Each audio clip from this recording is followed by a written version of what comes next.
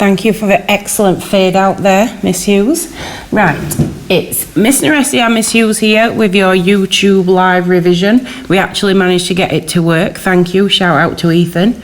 Also, Daniel Outwin. I don't appreciate that question because you do know the answer to it. Right, what we're going to do tonight, we're going to look through the trilogy content first. So it's going to be Spec 1 to 4 trilogy, which is paper 1. Then at 7 o'clock or 7-ish, we will look at the separates only content, and that'll be Miss Hughes who takes you through that. So instead of going through the whole course like we did last time or last year, we're going to take it question by question. So we're going to look at about 4 questions in this hour, and we're going to do some explosion of the questions, make sure that we cover as much content as we can. We've made a playlist of the videos for paper 1 from last time. If you do fancy watching those as well, you can. And just a little reminder, comments are on for now. If there's any silly answers, any silly questions, any swearing, you'll firstly get blocked, and then we'll turn comments off. Okay, so straight in to the first question. Might be familiar to some of you, but a lot of you won't have seen this before. So the question says, in this question you'll be assessed on using good English, organising information clearly, and using specialist terms where appropriate. It doesn't say it needs to be in continuous prose. So the first thing that you need to be thinking about when you see that is that you don't have to write in continuous prose. What you need to do is to make sure your answer makes sense. And it's absolutely fine to bullet point your answers. Okay, so the question says, plants transport many substances between their leaves and roots. We're going to use a technique of hugging the question. So if you remember, we highlight the command word, we underline any keywords that will help us answer the question, and we glance back to see how many marks the question is worth. So the question is about plant transport between leaves and roots. That's what I know so far. The diagram below shows the direction of movement of substances through a plant. Do not ignore the diagram. The diagram's giving you quite a lot of information here. You've got arrows going in through the roots, you've got arrows going up the stem and arrows going out the leaves, and you've also got arrows going down. It also gives you a cross-section of the stem, and you've got xylem and phloem. You should immediately be thinking about how these link together. The actual question is, describe, so that's our command word, describe how ions, water and sugar are obtained and transported through plants. Do not then just jump straight into this question. There's more information here. In your answer, you should refer to materials moving upwards in a plant and to materials moving downwards in a plant. So before we get started, we're going to explode this exam question, and there's loads and loads of things to write about. So I need to know that I need to talk about ions, water and sugar. The easiest one really, the one you'll remember to talk about, is water. So we should all be thinking that water gets in through the roots. So we've got water going in. You should also be thinking about how that water gets into the plant. And the word you should be thinking about is osmosis. At this point, you need to be thinking, well, what's the definition of osmosis? It doesn't give it in the question, so guaranteed it's going to be worth some marks. So osmosis is the diffusion of water from a dilute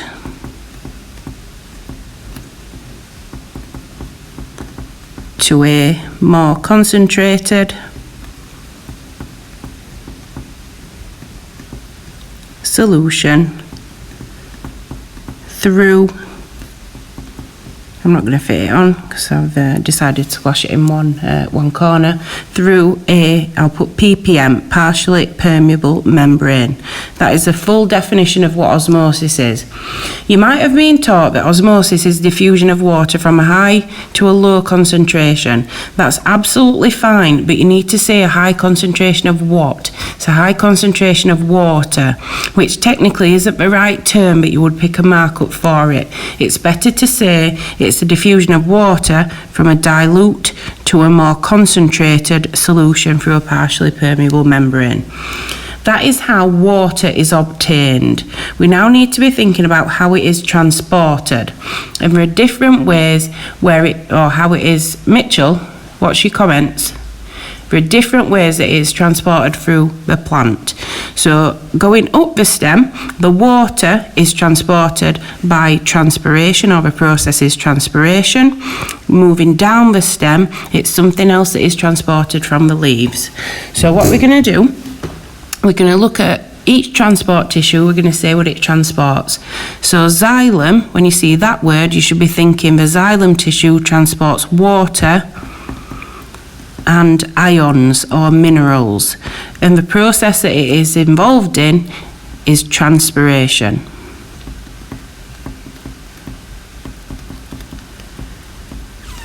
Transpiration occurs one way, so it's what we would call unidirectional. So unidirectional from the roots to the leaves.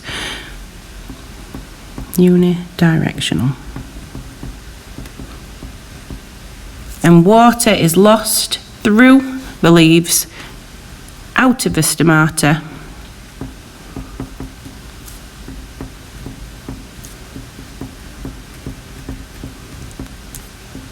in transpiration.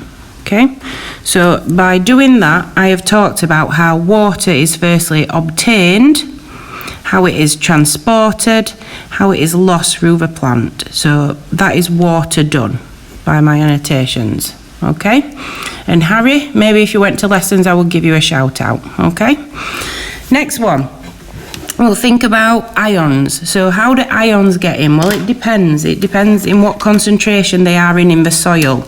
So if we take this purple colour, and if we've got loads and loads of this type of ion, we'll call it a purple ion, and not many inside the stem, we've only got 2, it'll be moving from a high to a low concentration. Okay, so movement of the purple ions would therefore be by diffusion.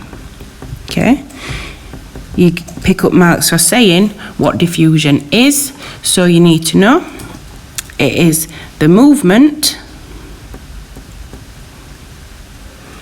of particles from a high concentration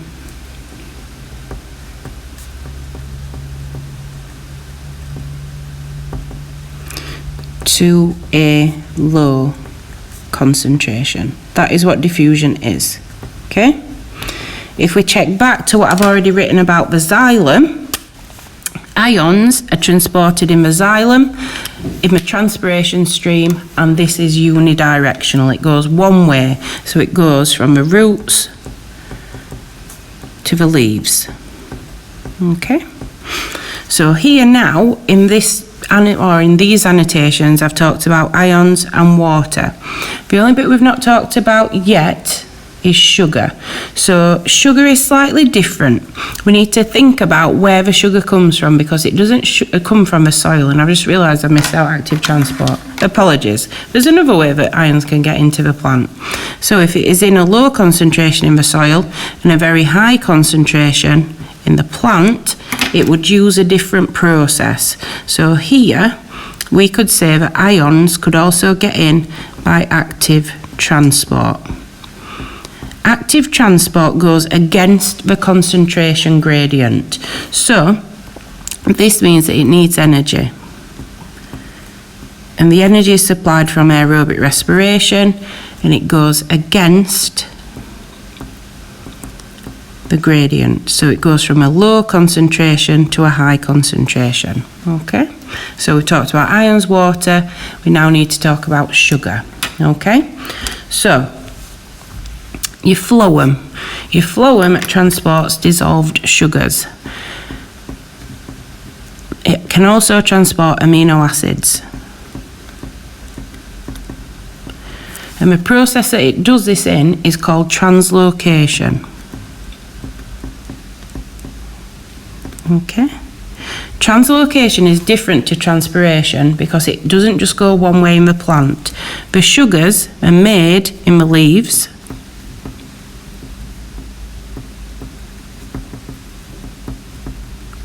and these can be transported down the plant. So we would say that it is multidirectional. Okay.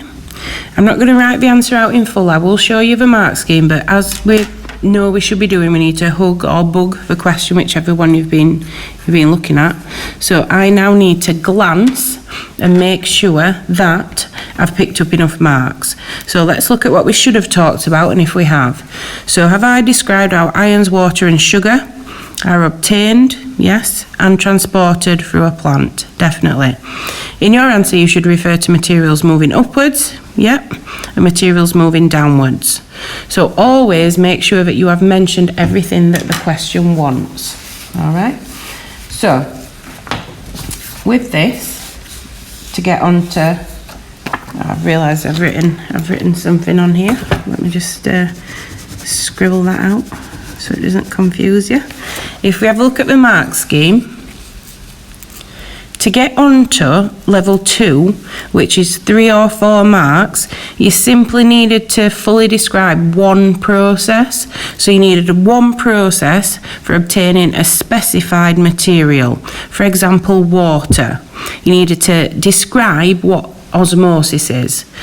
Then you needed to name the vessel it was transported in. So you would need to say this is transported in the xylem.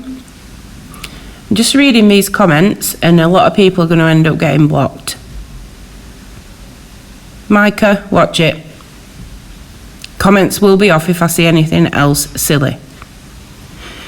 Then you needed to link to a description of a direction. So if you said that water moves one way through the plant from the roots to the leaves, then that will get you 4 marks. Even if you've absolutely no idea about any of the other things, just fully describing what happens to water will get you full marks. Okay? Will get you 4 marks. To get into 5 or 6 marks, you needed to basically say the same but for at least 2 of the things you've been asked about. So either water and ions or water and sugars. Okay, that's the first question I wanted to look at, and that covers spec 1, 2 and a little bit of spec 4. Okay, right, next question that we're going to have a look at is one about measles. So if we have a look here, measles is a serious disease, very serious. You must be immunised against it. A person can die from measles. The table below shows a number of medically confirmed cases of measles in England and Wales between 2012 and 2015. Suggests one reason why the actual number of cases of measles in England and Wales might be higher than is shown in the table above. And what I've done there is immediately jumped over that data. You need to make sure that you are not doing that. You need to look at what the data is actually showing you. So you've got the year, and you've got the number of cases of measles. So if we just look at what the trend is, as we move from 2012 to 2015, what happens to the cases of measles or medically confirmed cases? It drops significantly.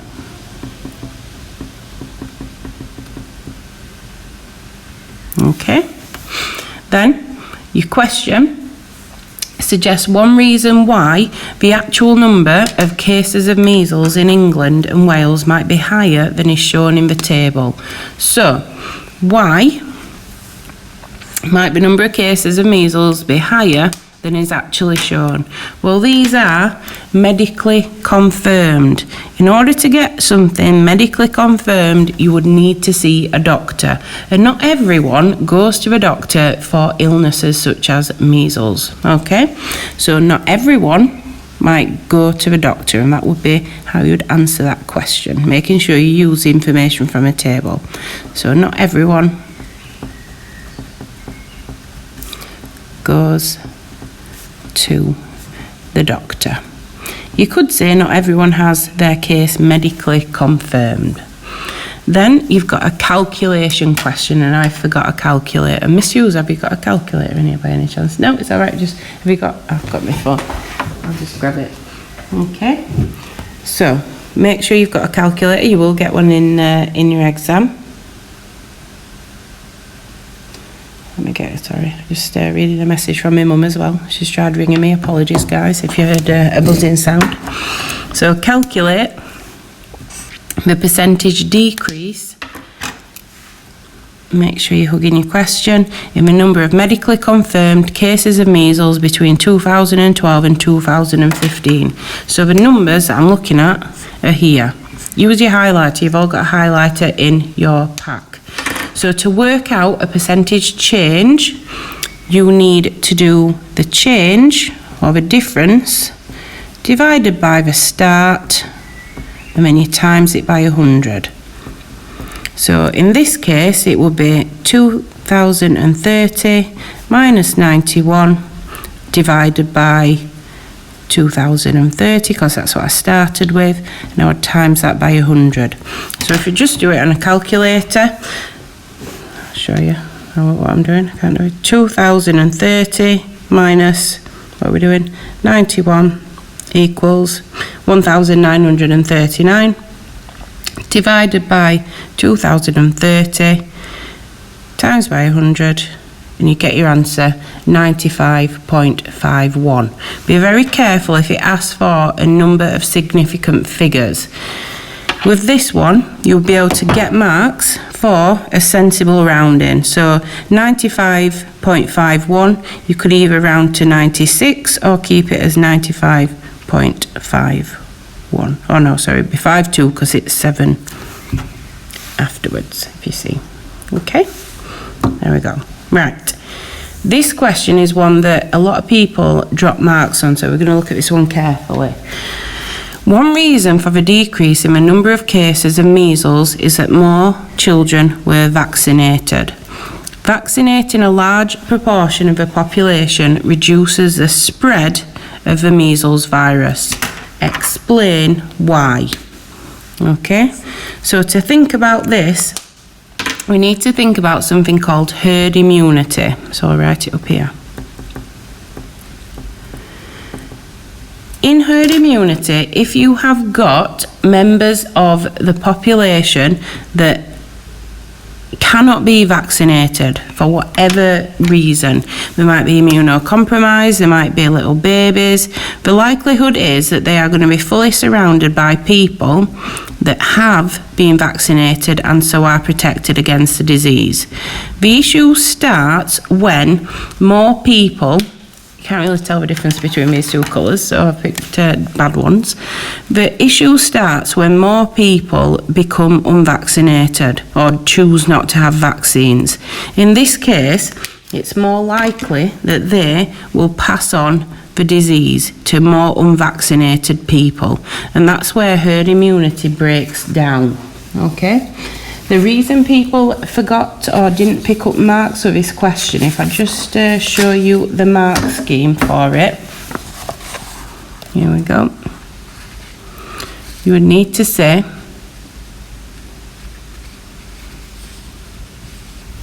okay, most people are immune, so do not become ill. That is one mark. You need to say that vaccination provides immunity, okay, from the disease, so people do not become ill. And then the second one, there's less chance of non-immune or non-vaccinated individuals being exposed to the pathogen. All right?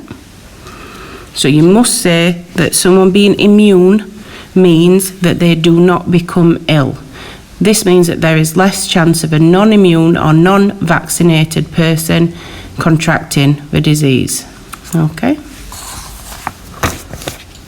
There we go. Right, next question, we'll keep going. Then, probably one of the more difficult immunity questions, and you've got a graph. Always make sure that you are annotating your graph. What's this? Miss, why are you using a viewbot though, mate? I don't even know what that means, so it's very unlikely that I've been able to put one of those on. All right? Keep the comments about questions to do with this. Okay?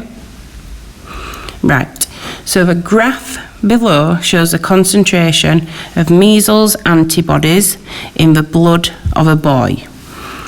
Explain the difference between antibody production after the vaccine and after exposure to the virus.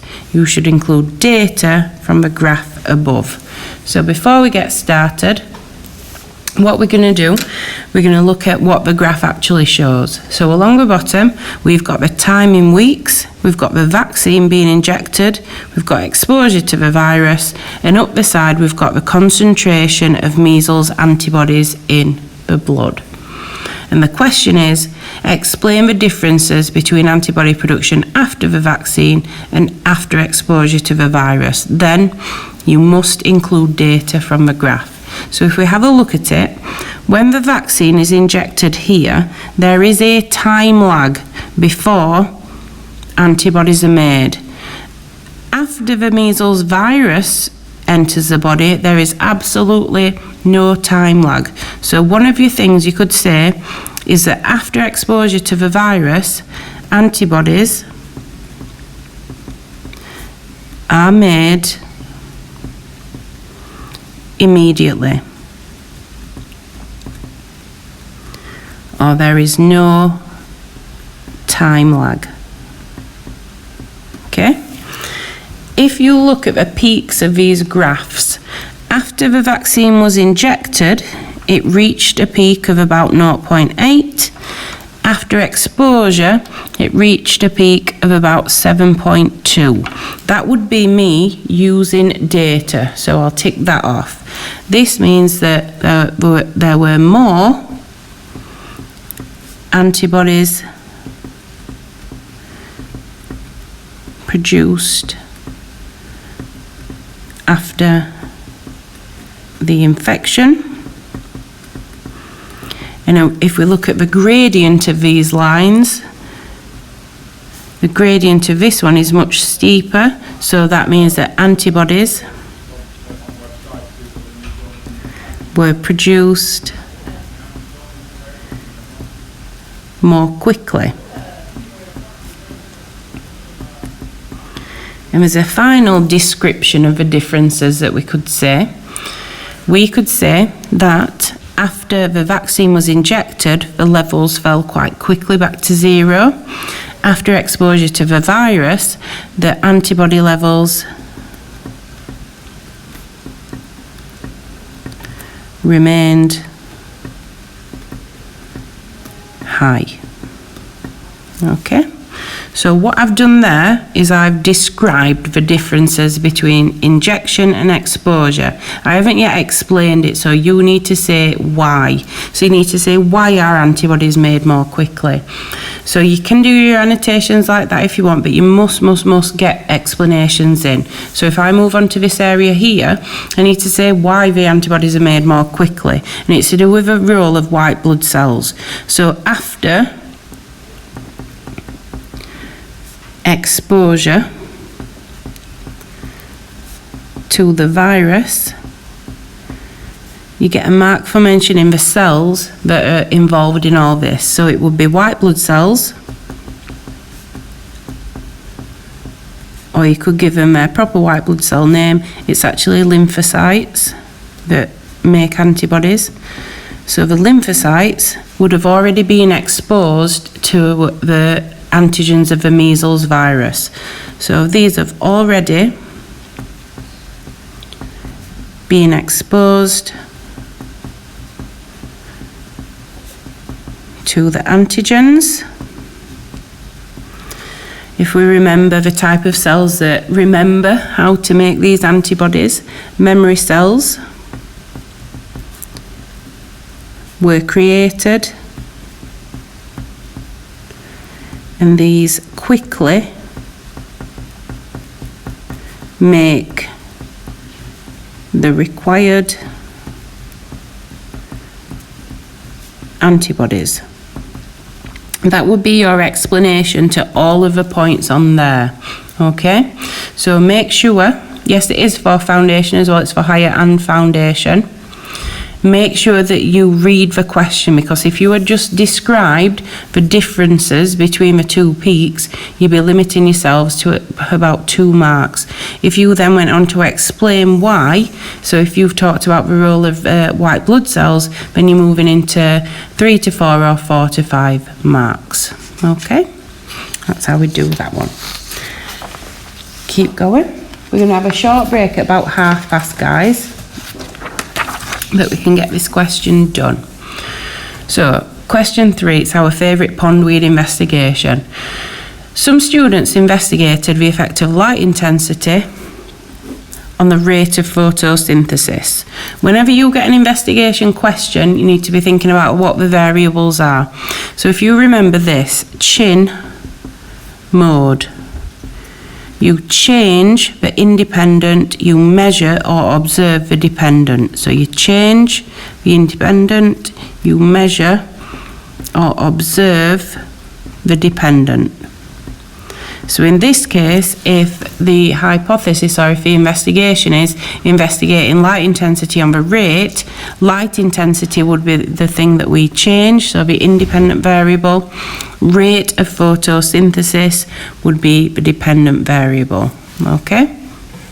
And it says, the students placed the lamp 10 centimetres away from the pondweed. They counted the number of bubbles of gas released from the pondweed in 1 minute. They repeated this for different distances between the lamp and the pondweed. The lamp gives out heat as well as light. What could the students do to make sure that the heat from the lamp did not affect the rate of photosynthesis? So before we even tackle this, we need to be thinking about why temperature or why heat affects photosynthesis. And the reason is temperature is one of the limiting factors of photosynthesis. So the limiting factors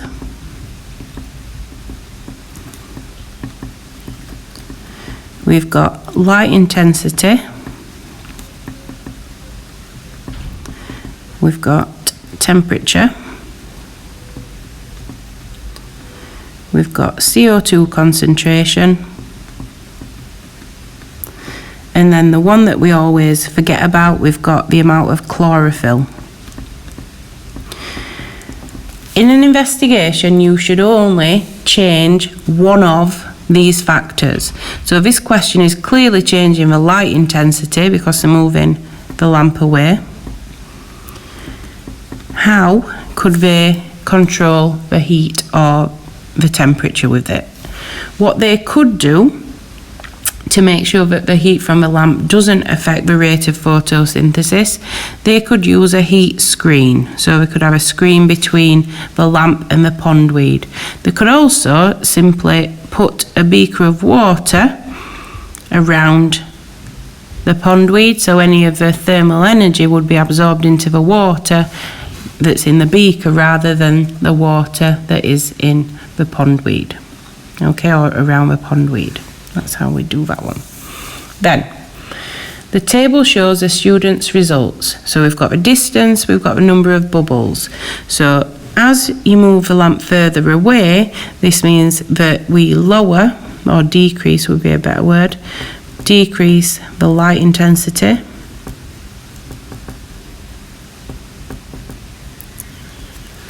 What happens to the number of bubbles? They decrease. So if we have a look at distances between 15 and 50, the light was a limiting factor. What evidence is there in the table? So how do we know that light was a limiting factor between 15 and 50? Well, if we look at the numbers, between 15 and 50, what is happening to the number of bubbles? It is decreasing.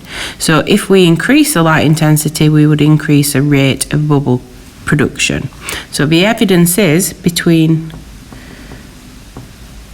15 and 50, the number of bubbles of oxygen decreases. You could also flip it and you get marks the other way around, so you could say between 50 and 15 the number of oxygen bubbles increases if you go from 50 to 15, so you can say it the other way around. Okay, right. What we're going to do, guys, before we go on to the next one, we're going to have a short break. So 5-minute break, we'll put you some music on, okay, just whilst I have a drink of water. 5-minute break, music is going on, and I'm going to check these comments, okay?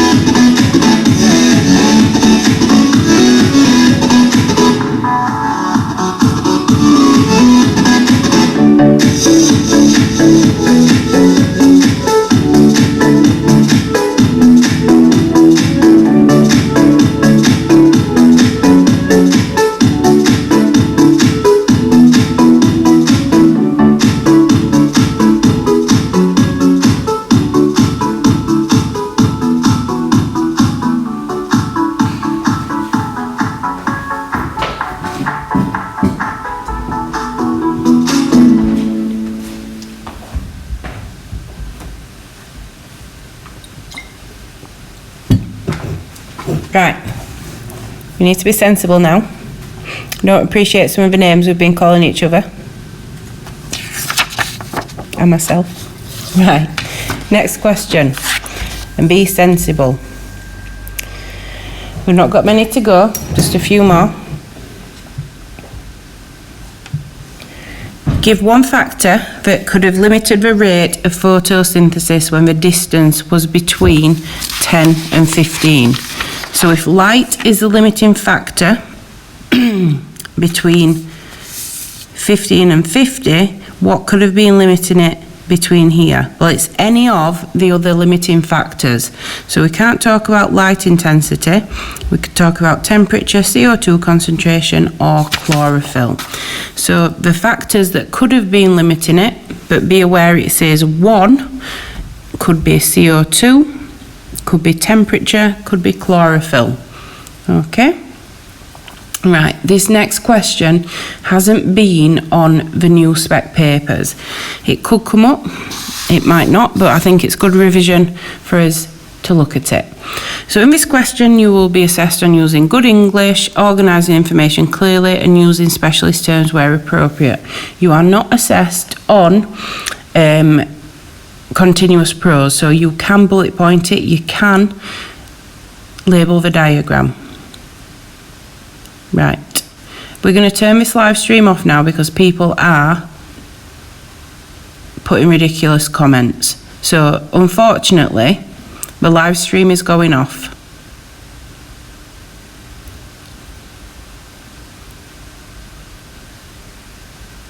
Give you a minute to decide whether this person wants to make any more comments and jeopardise everyone else's GCSEs.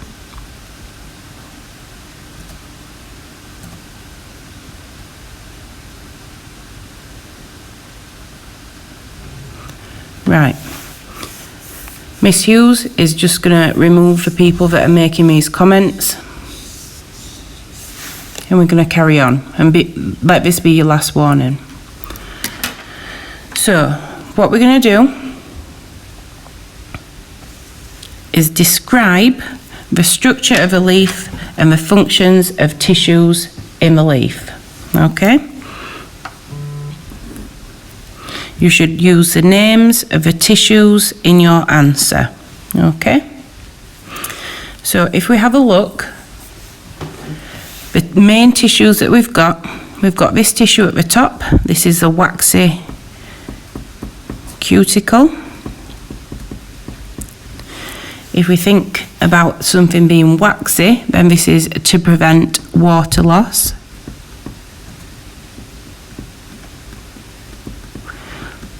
Underneath the waxy cuticle, we've got the upper epidermis. This does not contain any chloroplasts whatsoever. The upper epidermis allows light to pass through, and it passes through to the next layer, which is this layer here. This is called the palisade mesophyll. We can call it mesophyll, however you want to remember it. And this is packed with chloroplasts.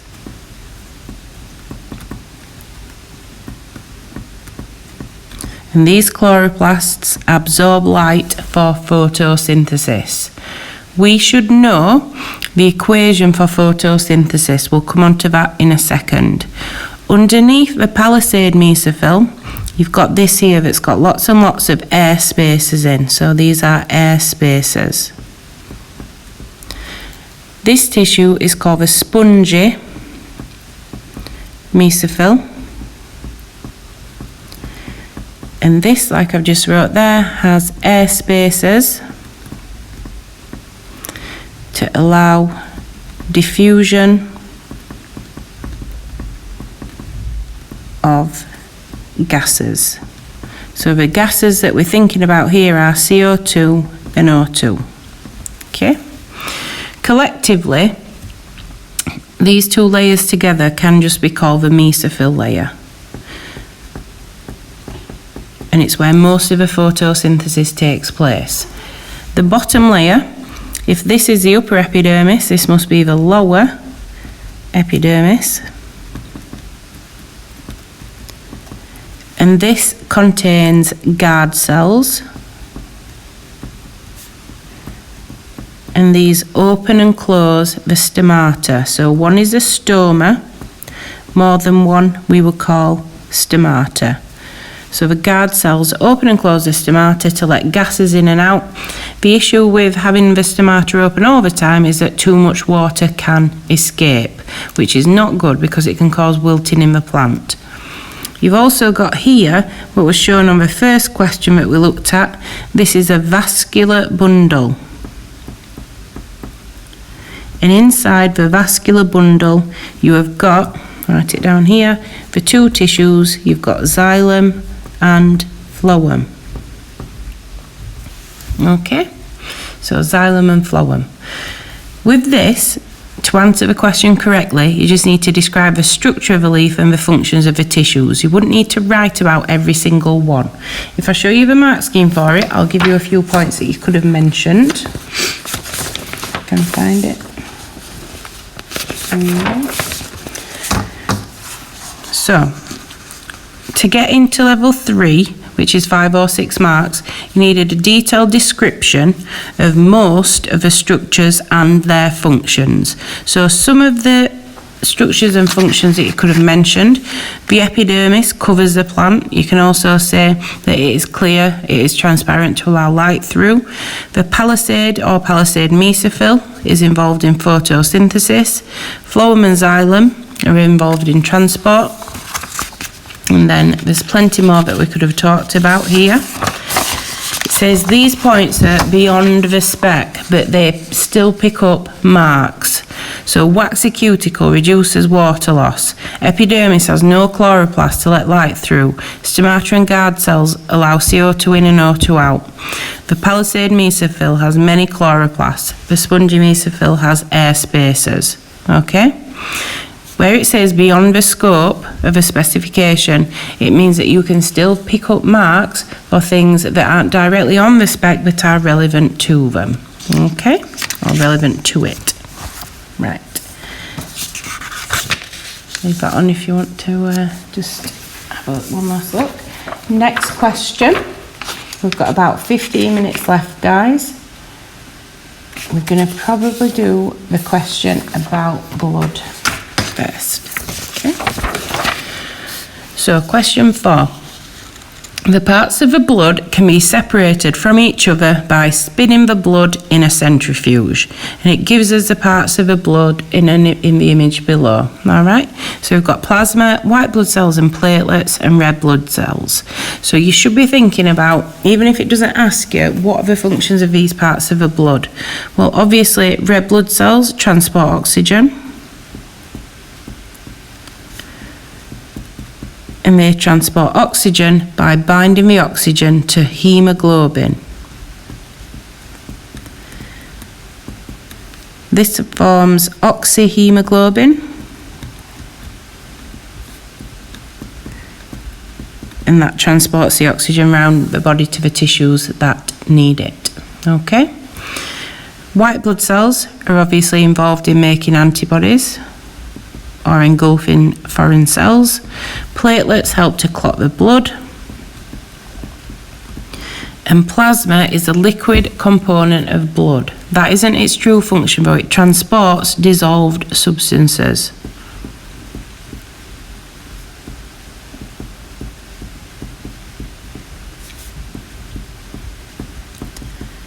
And the question below will ask us for a few examples of that. So the question we're going to do first, calculate the percentage of the blood that is made up of plasma. So I'm looking at this section here.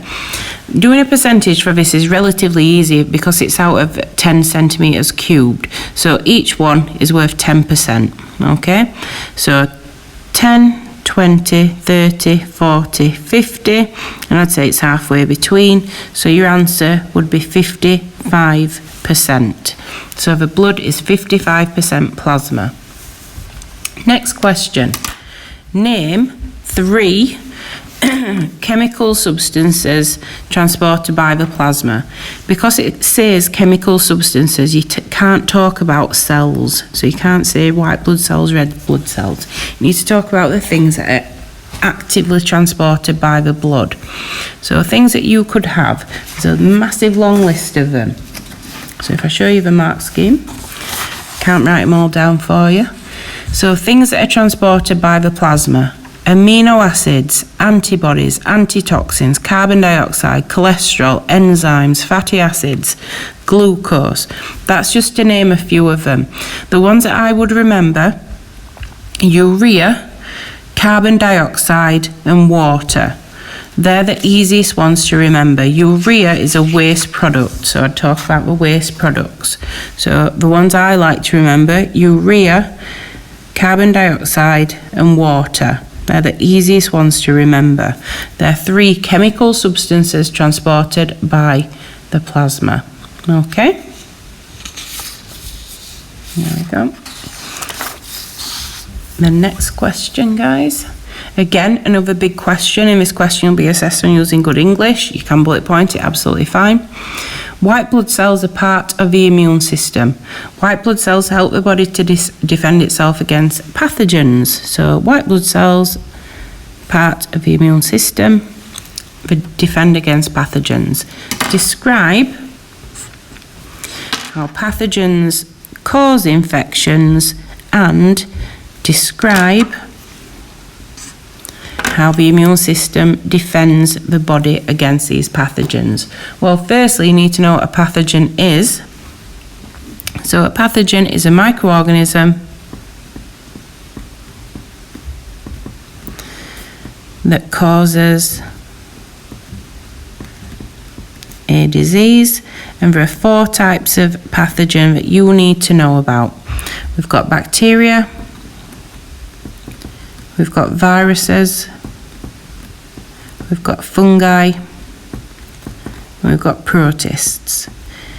If it is just a generalised question that says how do pathogens cause infections, it's likely just wanting you to talk about bacteria and viruses. Fungal and protist diseases are very specific. So a fungal disease would be rose black spot, which occurs in plants, and you get, surprisingly, black spots on roses. Protists, the protal disease is malaria. You need to remember for that what the vector is. So a vector is something that transmits a disease but isn't affected by it. So that would be, I forgot how to spell, mosquitoes. So mosquitoes, the female mosquito is a vector for malaria. Okay? Right. If you've not learned anything, then we need to stop watching this video, don't we? And maybe if you came to lessons, you might know a little bit more. Okay? Appreciate the comment that I am a god. Well observed. But can we get back to this question? So, to answer this then, you will get a mark for naming 2 pathogens. So the first thing to do, describe how pathogens cause infections. You could say that bacteria and viruses are pathogens. And you pick up more marks, guys, for saying what they actually do when they get into your body. When a pathogen enters your body, it is a perfect environment for them to reproduce. So as soon as they get into your body, they rapidly reproduce. Okay? So bacteria and viruses rapidly reproduce inside the body. Okay? In addition to this, bacteria release toxins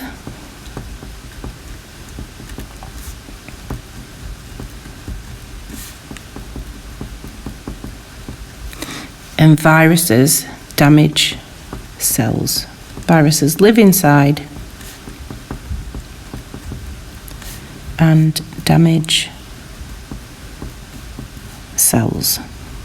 Okay? So that answers the first part of the question. How do pathogens cause infections? Alright? Your second part of the question is for describing how the immune system defends against these pathogens. So the part of the immune system that we need to think about are white blood cells. So you get a mark for mentioning white blood cells. So white blood cells can either make antibodies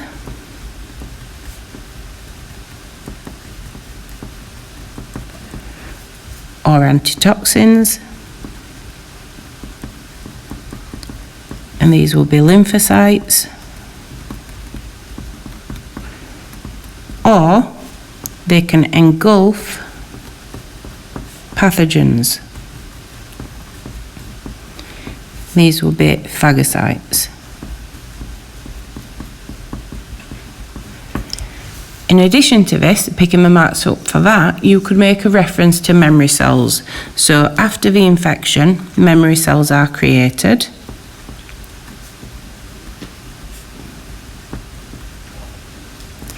And if you are reinfected, these can quickly make the required antibodies. All right.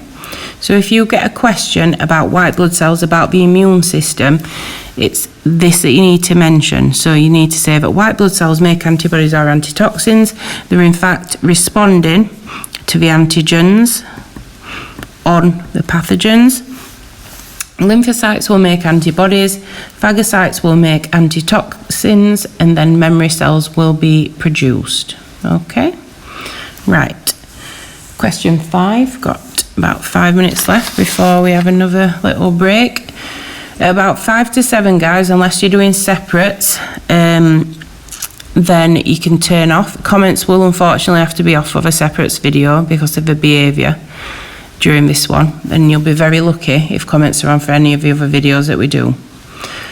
Question 5. Plants absorb light to photosynthesize. Photosynthesis, we should know, happens inside the chloroplasts. And it makes glucose. You could be asked, it's quite likely, what the uses of glucose are. So in a plant, you need to be aware of the 5 uses of glucose. Most of it, glucose, is actually used again in respiration. A lot of it is stored as starch.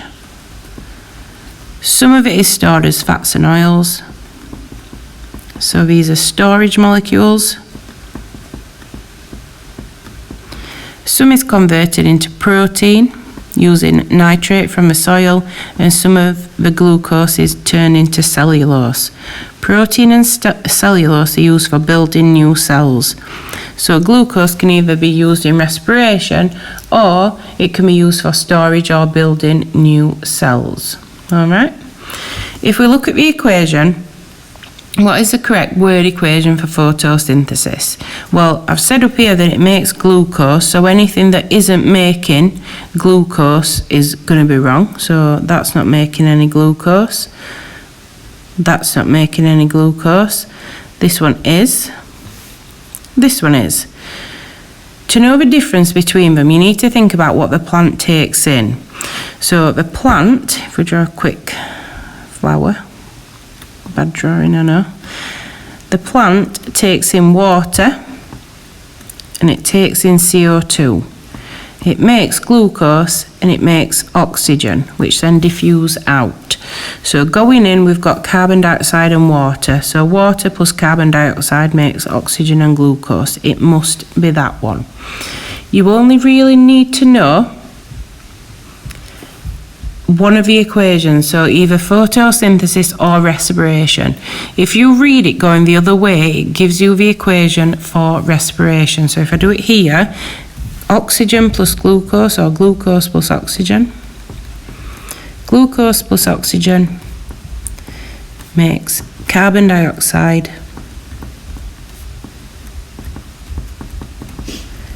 plus, I can't fit it on, water. That is the equation for aerobic respiration. You could also be asked, I don't know why we're taking the mick out of my flower. I think that's quite a detailed annotation of a flower. I don't think it's got any other appendages it shouldn't have. So you could be asked for the symbol equation. So glucose, hardest one to remember, C6H12O6 plus oxygen, which is O2, makes carbon dioxide, which is CO2, makes water, which we know is H2O.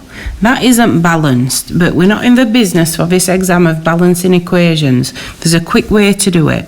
Just put a 6 in front of everything apart from the glucose, and that is now balanced. Okay? So this is the equation for respiration. If you read it going the other way, then you've got the equation for photosynthesis. Okay? Last little bit, guys, we've got one question. I'll just show you this one. We're not going to get time to go through it all. If I knew the questions that were likely to come up, I would be a very rich lady, and I'm not. So unfortunately, I can have a guess, but I'm not sure what is actually going to come up. This is another representation of a pondweed investigation. So it says this shows some of the apparatus that can be used to measure the rate of photosynthesis. This question says the rate of photosynthesis is affected by different colours of light. This is different. It isn't asking you about light intensity. It's asking you how different colours of light will change the rate. So that is the independent variable. The rate is a dependent variable. You need to think about this diagram. It gives you a lot of information. So here we've got bubbles of oxygen. I'd put your annotations on. Describe a method you could use to investigate this. You should include what you're going to measure and the variables you'll control. To start it off, guys, I would always say what your independent, dependent and control variables are and how you will either change them or control them or measure them.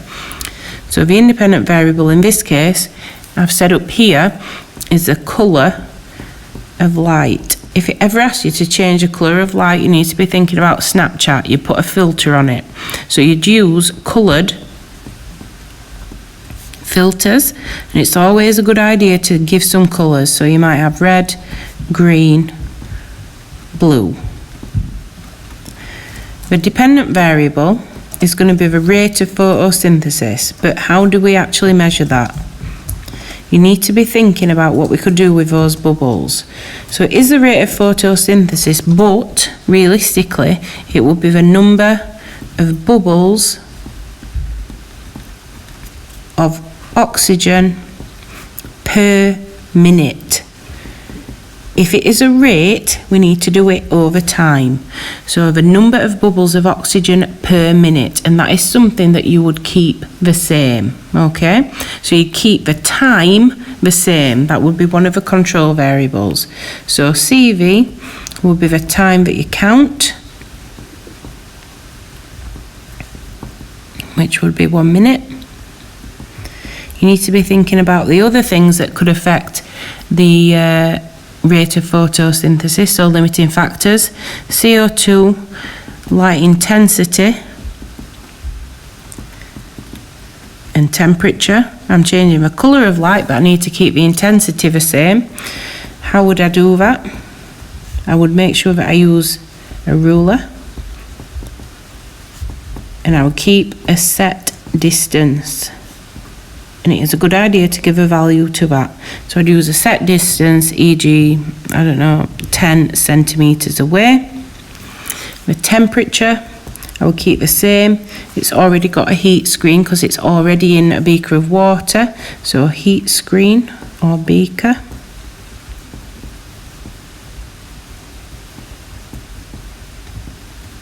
You could also say that you're going to keep the CO2 concentration as close as you can to what it should be by using the same mass of carbonate. Do not ever write amount. If you write amount in an exam question, you're likely to negate the mark that you were talking about. So we wouldn't say the same amount of carbonate, wouldn't say the same amount of water. It'd be the same volume of water, the same mass of carbonate. Okay? Right. We're going to have a short break for about we will have 5 minutes break, then we'll be going live again for the separate students. Okay? So 5 minutes. If you are not a separate student, you need to stop watching because otherwise you will be confused. Okay, this video will be uploaded. It might take a little bit of time. Thank you for watching, the people that were being sensible. Okay, thank you.